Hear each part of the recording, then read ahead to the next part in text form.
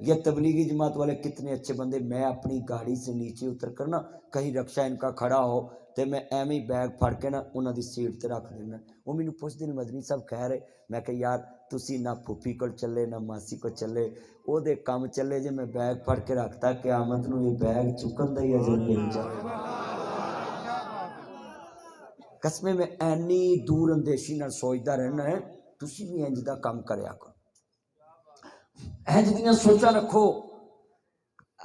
जेड़े तबलीगी हुंदे ने ये अल्लाह दे परौणे हुंदे ने, महल्ले च किसी के घर तो आउंदे ही नहीं, तो किते इत्थों बोतल लैके ते थोड़े अंगूर लैके ते थोड़ियां सेवियां लैके थोड़े जे जनाब जी फ्रूट लैके उन्होंने जाके कह कर लो हज़रत साहब, उन्होंने चाहिए चेक करके खान।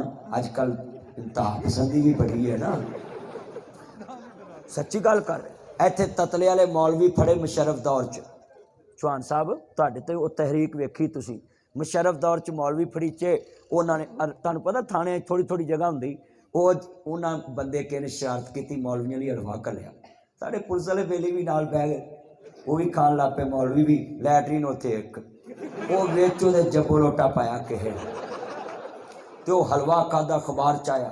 मैं तुहानूं भी कहांगा भी कोई भी चीज़ तुहानूं देवे उन्होंने चेक कर लिया कर, ये हालात नहीं सही।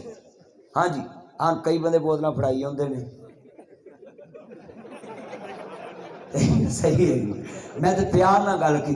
इन्ने बैठे जे तुहानूं इह सलाह की गल समझाइए, तुसीं किन्ने बंदे वादा करदे हो कि असीं इन्हां चीज़ां तो अवॉइड करांगे। मेरे वीरो मैनूं तो समझाउण दा मकसद यही पता, बैठ मेरा तो इक्को ही मकसद है कि नौजवान नस्ल बच जाए। नौजवान नस्ल कसमें मोबाइल ते गल्लां कर करके फेल होके रक्शे चलाउण लग पई, वो वेट च रख के फस्ट आके अल्लाह जांदा अफसर बन गई। ये वेट ते लगे क्यों जी? इंज नहीं वेट ते लगे चलिया, किसी का वेट करने की बजाय इंज दा बन जा लोकी तेरा वेट कर, किसी का जो वेट करना है। मेरिया गल्लां मुंडे किते कल्ले बह के तकरीर सुनिया जे नेट तो, कसमें कल्ले बह के तुहानूं सोच पैदा हो के नासर मदनी मुआशरे चों गल्लां कढ के ते किवें कुरान हदीस नाल ढाल के लोकां नूं समझांदा है कि बच जाओ। मियां साहब फरमाते ने, बड़ा जुमला पेश कर लगा, ध्यान मेरे वाल कहंदे ने, नादी मियां मोहम्मद बख्श जा रहे सी ते नाल दा मरीद नादी किसे सोहनी लड़की वाल वेखिया ते अल्लाह वाले गल तरीके नाल समझाते ने, उस वक्त भी तरीके नाल ते अज भी तरीके नाल। ए नौजवान नस्ल लाल शर्ट ब्लू शर्ट क्यों मैनूं सुन लौंदे ने, मैं इन्हां दी रमज दे करीब जाके बोलना है, इन्हां दे कोल जाके नेचर ते बोलना है और इन्हां नूं दसदा हूं मेरे चंदो मेरी मन्नो गल बड़ी वड्डी करना चाह रहा, ध्यान करया जे इमाम ताज़ा वे अल्लाह राजी होवे। मियां साहब ने झुकया नहीं, कहंदे ने सोहनी सूरत दा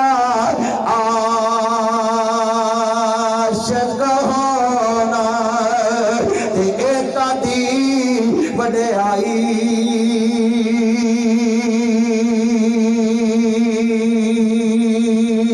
उस सोने दा आशिक हो जा जिसे शक्ल बना